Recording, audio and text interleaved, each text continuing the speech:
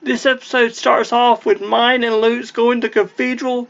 Lutz is there to teach Fran all about Mine's condition, and so we come to find out that all the Grey Robes and priests live there on the cathedral site, and this is news to Mine, and this is just a shock to Gil that she didn't know this, and he starts making fun of her, and so does Della, and Della just goes off and does her own thing, and then Gil starts griping about how he doesn't have any food because she's clueless, and then Mine, Lutz, and Fran start walking away, and Gil literally takes his hand and grabs Mine and pulls her down, and then Lutz is like, "You ain't doing that to my friend," and literally gets on top of Gil and starts wailing on him, and then Mine breaks it up because on the cathedral you're not supposed to have no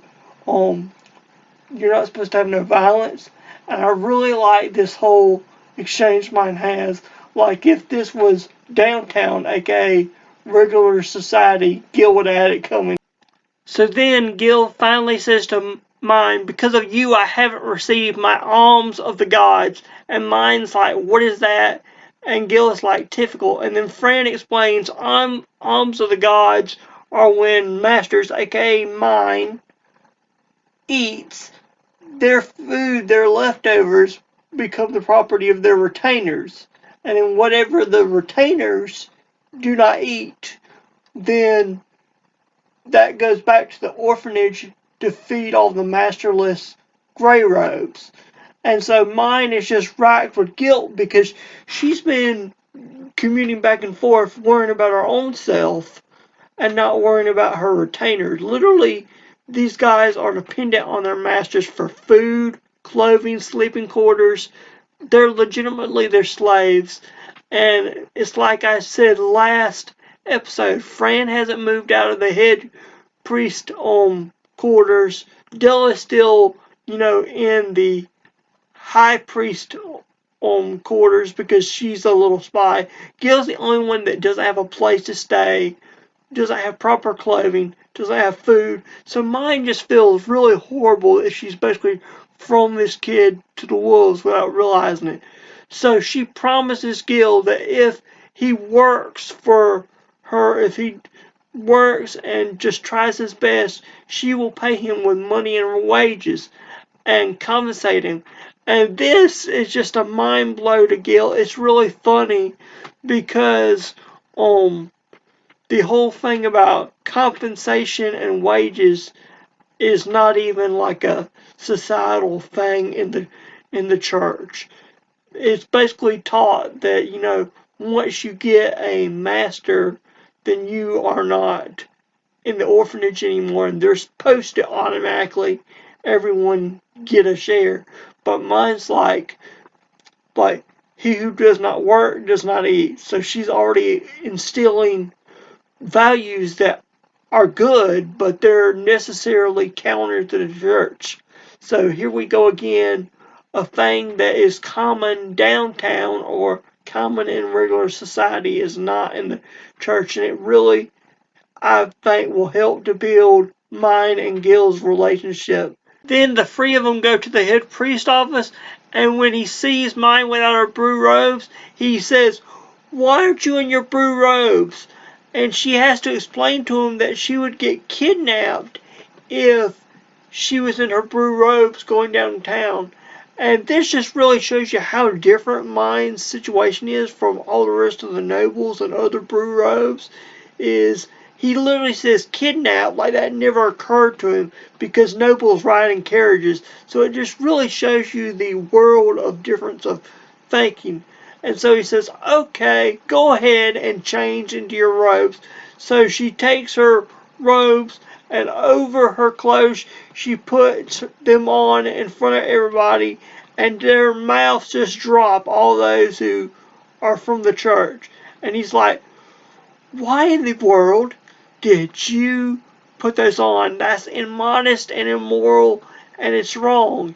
And he's like, "You should do that next time in your quarters." And she's like, "So you're giving me a quarters?" And he's like, never mind, we didn't want you to have a quarters in the noble ring. And then a gray robe, who's sort of smug and sarcastic, comes up to the head priest and is like, well, you know, the orphanage director's office has been vacant for years and it's dusty, but it'll do for her as an office. And so she's given an office basically out of necessity for um out of necessity for morals, or to keep up with the church's face, I guess. And then that's when she explains to Gil that if he works for her and he cleans the room, then she'll feed him properly, because that means that he's earned what he gets. And then you can hear some gray robes in the background are like, really, did she just ask Gil to clean up? Wasn't he thrown into detention because he didn't clean up the cathedral? And so they're already counting Gil out. So this is really a story of Gil getting a chance to redeem himself, which is one thing I really like about this episode so far. So Gil gets to the director's office and it's just full of dust and everything, and it's just nasty, and just, you can tell it's been abandoned for years. And so he looks around and he goes to the banister and he touches the banister as he walks up the steps, and you can just see the dust just come off. And so he gets to the top floor where the bedroom is, and he rolls up his sleeve and he's just like, just you wait, you run, you'll see. And he gets to work. And then we fast forward to Mine, Lutz, and Fran coming into the room, and when they see it, still the bottom floor, mind you, the bottom floor is completely still covered in dust. And so oh, he didn't clean it. And then they hear Gil call, I haven't done the bottom floor yet. And then Mine asks, well, what did you clean? And he's like, your room, of course. And then Fran's like, it's on the top floor. So they go and they run up the steps, and it's just immaculate. And I'm wondering, how in the world did this kid manage to do this? I'm glad that it was just dust, so that makes it a lot more believable. If it was trash and mud and stuff, it would have been a lot harder. After Mine realizes this, she tells Gil to kneel down, and when he does, she goes and gets in front of him and then just pats him on his head and says, good job, Gil, good job. And then you can literally see, this animation is beautiful. You can see the teardrops fall from his eyes. First you see like a shot of the ground and its tears hit the ground, and then you just see him falling.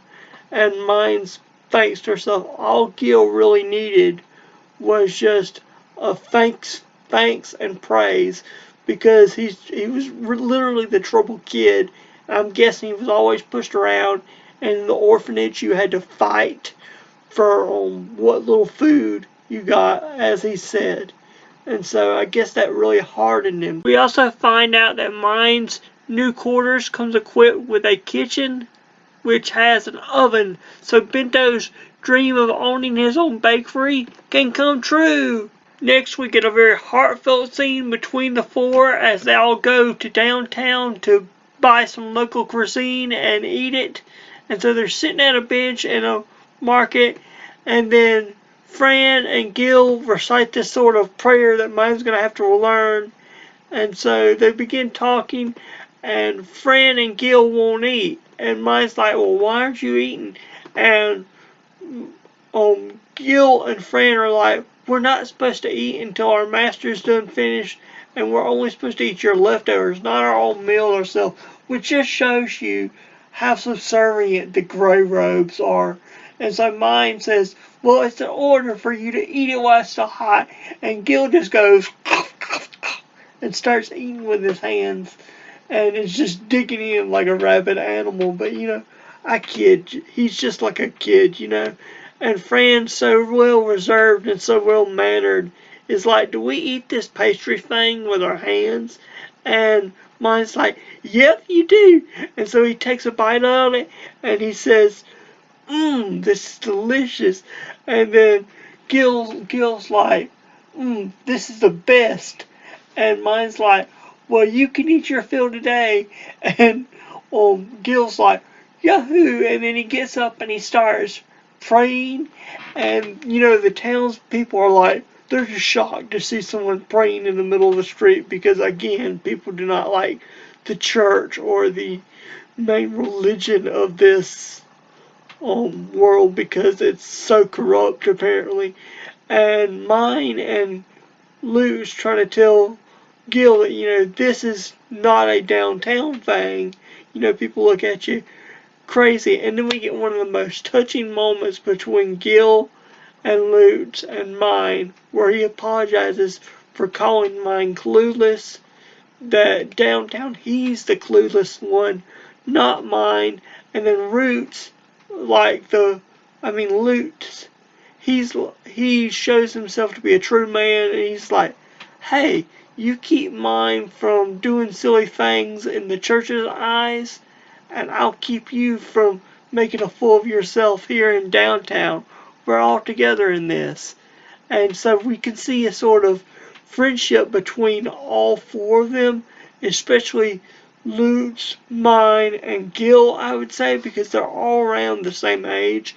Whereas Fran's like a teenager, like maybe 15, but the rest of them are all like anywhere from 8 to 10 years old. So it's really, really interesting to see a sort of budding friendship between all three of them, which is something that mine needs. Ever since, we haven't been seeing a whole lot of Lutz's family and the other kids, mine just needs a lot of that personal,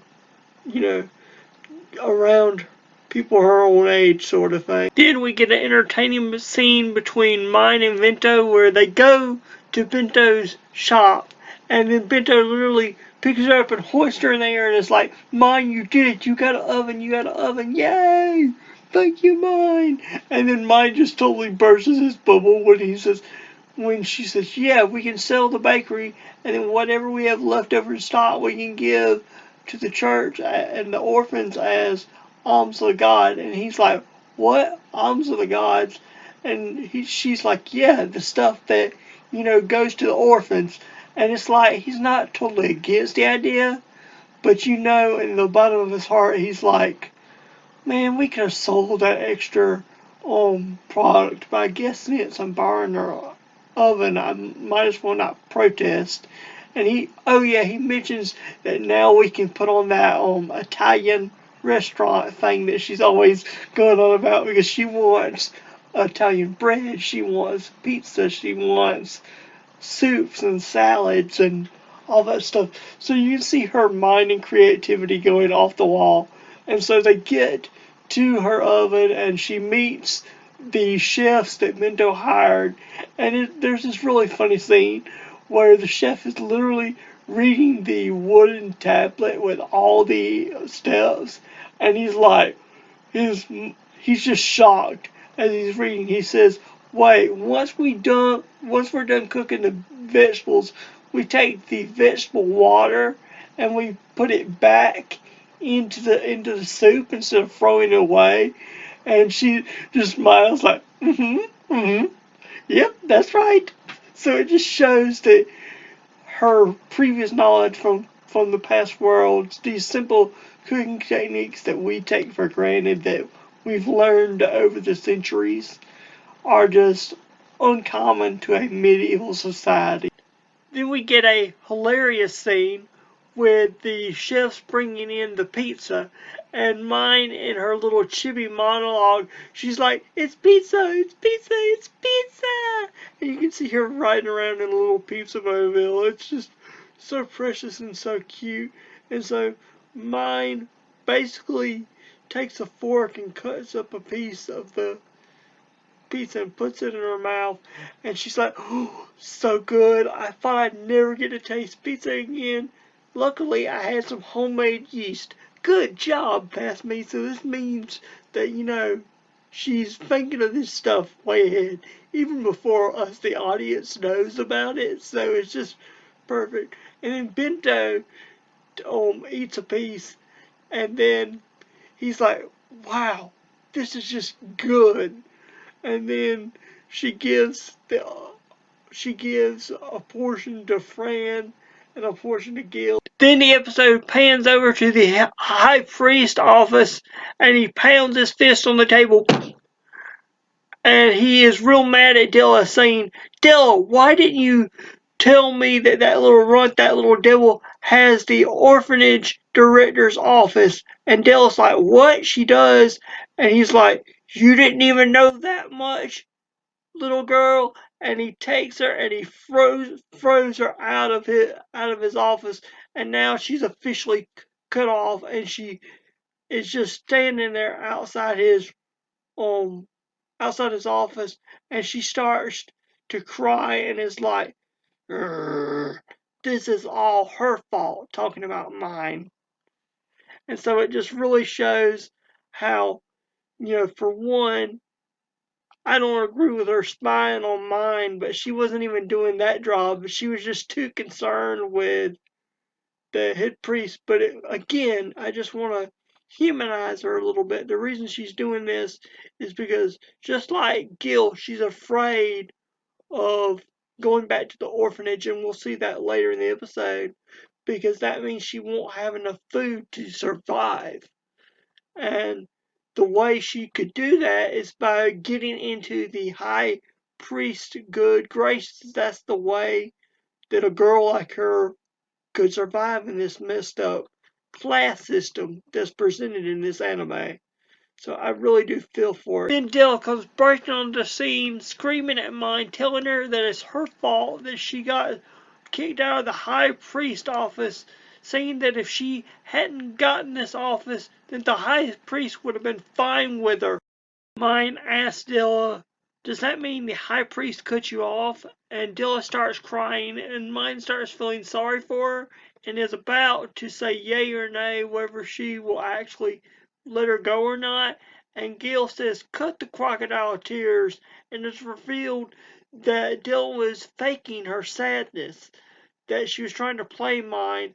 And then Gil does, I think, a complete transformation from the beginning of the episode to now. We've seen Gil and Mine's relationship grow. Gil says, she who does not work does not eat. And Dill is like, what? And Gil says, basically, anyone who does not work does not earn food. You have to earn what you eat. And then Dill is like, well, a a a bureau without a female retainer is unheard of. And Fran's like, well, we haven't needed your presence all day. You've just been doing all your stuff on your own. And she's like, fine. You want me to work? And she goes over to Bento and she sits in his lap. And Mine is just floored, because all she's been taught to do would be to chat up guests and to look pretty. Basically, she is an ornament for the high priest up until this point. And so when Bento, like a boss, he just says, I don't need that crap, get off. And she's shocked that a man isn't, paying her attention and stuff, and it's really sad. And then she breaks down and she's like, I'll do laundry, I'll do anything. And she's like, please don't make me go back to the orphanage. And she starts crying and gets down on her knees. And Mine, like the good soul she is, comes up to Dilla and says that she still needs her. And basically, Dilla is now going to become a spy for Mine. And it's what I'm envisioning, and just helping Mine fit within the proper etiquette. So now we have Gil, Fran, and Dilla that's all switched over to Mine's calls. I think they rushed Dilla a little bit, but all in all, it does make sense with the whole thing that Mine's sort of been working at. That if you actually put in work, she will treat you as an equal, even though, in this society, the Grey Robes look down upon, she does not look down upon them. So I think that's a really awesome thing.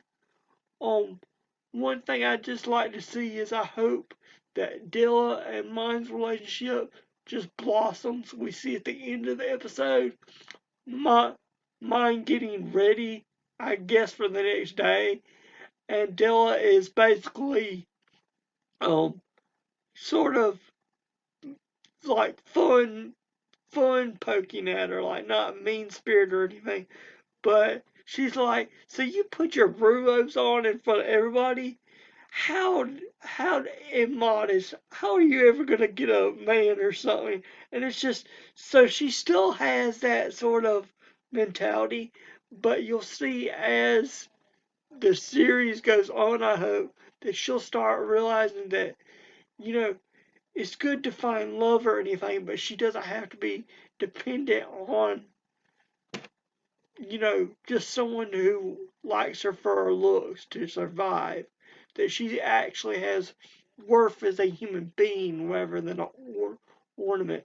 So I've got to give it props to mine. She has really helped all three of her retainers grapple with a major problem. With Fran, it's the fact that his old master was giving him over to mine and making him feel worthless. For Gil, it was sort of a more practical issue of mine not knowing how the system works, and Gil starving because of it, and also giving Gil the respect as a human being he deserved. And now, obviously, mine is giving Dilla the respect she deserves as a human being, seeing her as another person rather than an object. So I really think mine's gonna clash because earlier in this season um, it was like mine didn't understand the church's values. I can see more and more mine going against the values, like not trying to tear down the church, but trying to be like a Martin Luther figure, especially with her reading and writing, where she actually tries to reform the church. That's my guess. Anyway, if you like this video, please leave a like and comment down below and subscribe. Let's say a prayer. Dear Lord, we thank you for this day and we thank you for everything you give us, God. Lord, I pray that you'll be with all my viewers and that this video just brighten their day up, Lord, and that you'll forgive us for all our sins and just keep us all safe and sound. In Jesus, pray. Thank you for another day. Amen. Well, y'all have a good day and remember to subscribe and like the video. It really helps the channel.